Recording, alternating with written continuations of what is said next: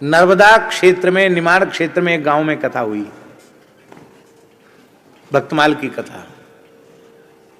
और वहां गांव बड़ा प्रेमी, बहुत प्रेमी गांव। अब समस्या ये थी कि सब गरीब लोग हैं, भंडारा करने की इच्छा सबकी, और गांव का बड़ा भंडारा कौन करे। तो गांव का एक बनिया चेत गया भाई से, बोला हम करेंगे भंडारा। लोगों ने कहा महाराज इतना प्रथम श्रेणी का कंजूस है कि इसने कभी सत्यनारायण कथा भी अपने घर में नहीं बचवाई, अमावस्या पूर्णिमा भी किसी ब्राह्मण को जिमाया हो पता नहीं, भारी कंजूस है, विश्वास नहीं इसकी बात पे। बोले बस एक शर्त है, कथावाचक व्यास जी इनके चरण हमारे घर पड़ जाए। मैंने कहा भैया तुम्हारी समस्या का समाधान हो जाए, हमारे चरण इतने महंगे नहीं हैं, चाहे जहाँ जा सकते हैं। तो चले गए और महाराज सामान आना शुरू हुआ, हजारों लोगों का भंडारा हुआ। तो हमने उसको पूछा कि तुम्हारे बारे में तो लोग कह रहे थे कि तुम कभी भोज भंडारा किए नहीं। अरे बोले महाराज क्या कहें, कथा में हमने तो आदि से अंत तक यही सुना, भंडारा भंडारा भंडारा, साधु सेवा साधु सेवा। तो मेरे मन में बड़ी ग्लानि हुई कि मैंने अपने जीवन में कभी साधु जिमाए नहीं, इतने साधु वृंदावन से आए, ये पाएंगे ब्राह्मण पाएंगे, अब चलो गांव का एक भंडारा जरा कर ही देते।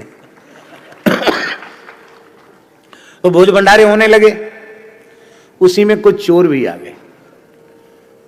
उन्होंने अपना सिर विर मुड़ाया और लंबे चौड़े तिलक लगा करके, मालाएं पहन करके, और वो नकली साधु बन गए, बेच बहु रुपया।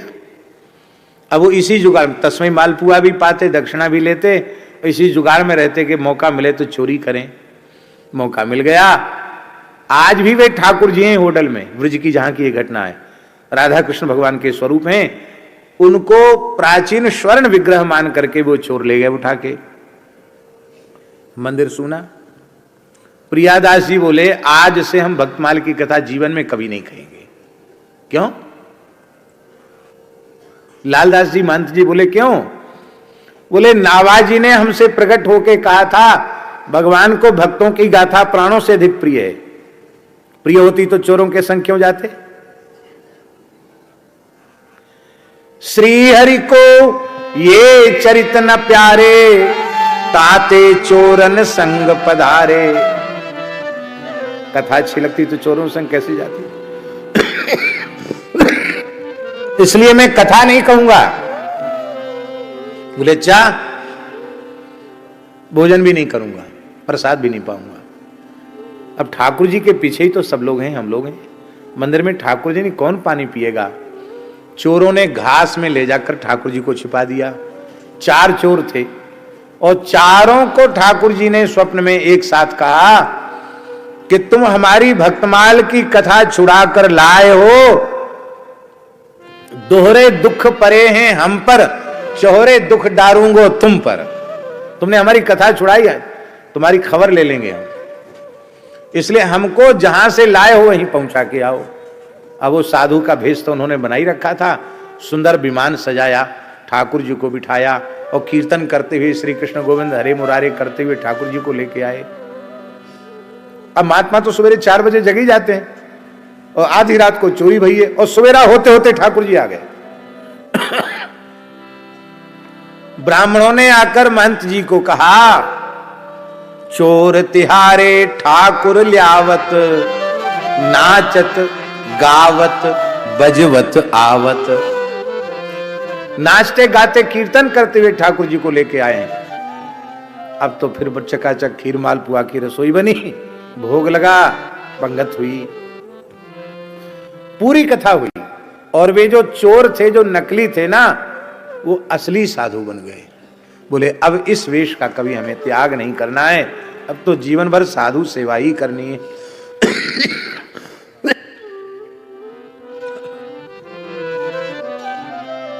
तीसरा उदाहरण महाराज जी, बस अंतिम तीसरा उदाहरण महाराज जी इतना सुंदर है। प्रियादास जी वृंदावन में कथा कह रहे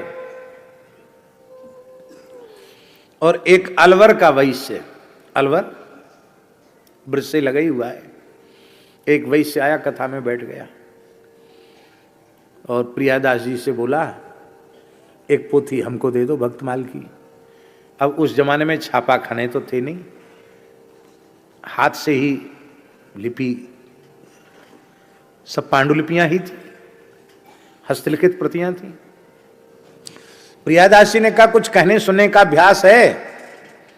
बोले नहीं महाराज, महाराज में जग व्यवहारी, मैं तो व्यवहारी व्यापारी आदमी, मुझे फुर्सत नहीं है। तो फिर पोथी का क्या करोगे, पुस्तक का क्या करोगे, लिखने में बहुत श्रम होता है।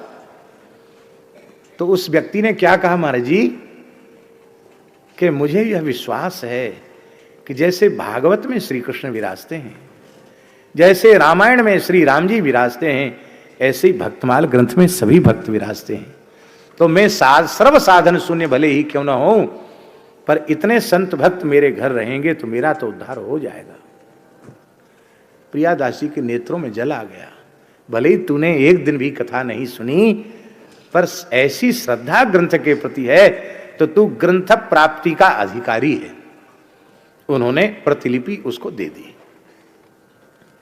उसने बढ़िया वेस्टर्न में लपेट के एक चौकी पर पधरा करके अलमारी में धर दी। कोई रोज दंडोत प्रणाम करे, रोज तुलसी फूल चढ़ावे, सो भी नहीं। बेटों से जरूर कह दिया कि मरने लग जाऊं तो ये पोथी जरूर छाती पे धर देना। क्या है ये भी नहीं बताया इस पोथी में। अब वो मरने लग गया, कंठ अवरुद्ध हो गया, बोलती बंद हो गई।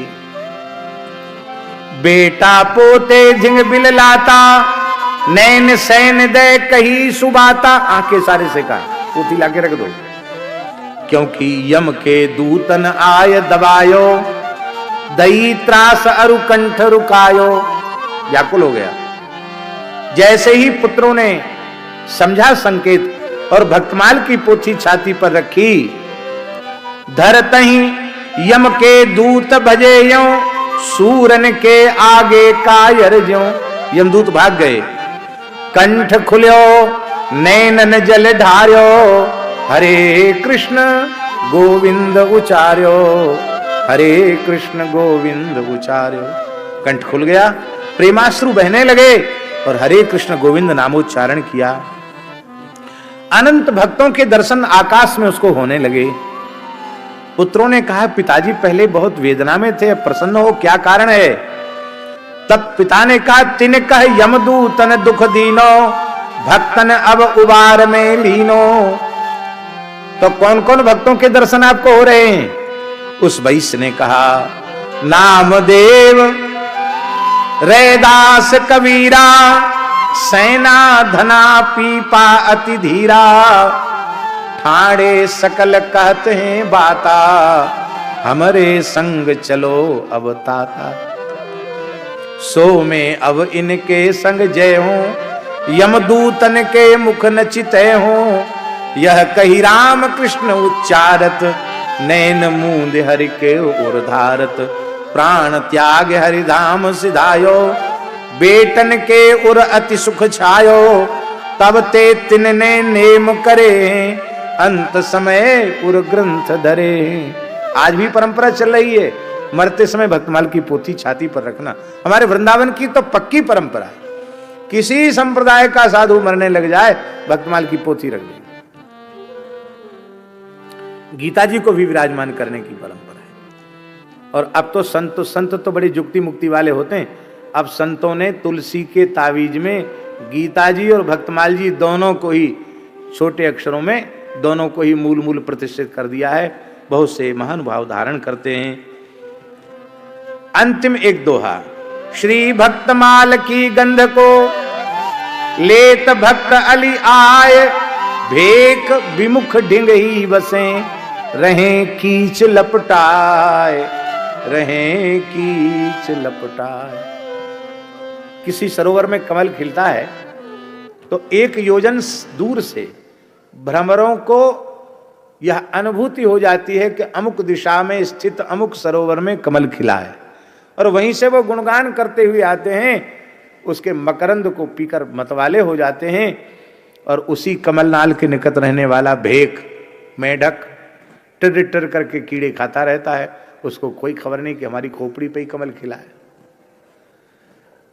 तो प्रिय वैष्णोदास जी ये कहना चाहते हैं, भक्तमाल की कथा सुनने आने वाले भ्रमर हैं, और जो पास में रह के भी कथा नहीं सुनते वो मेंढक हैं।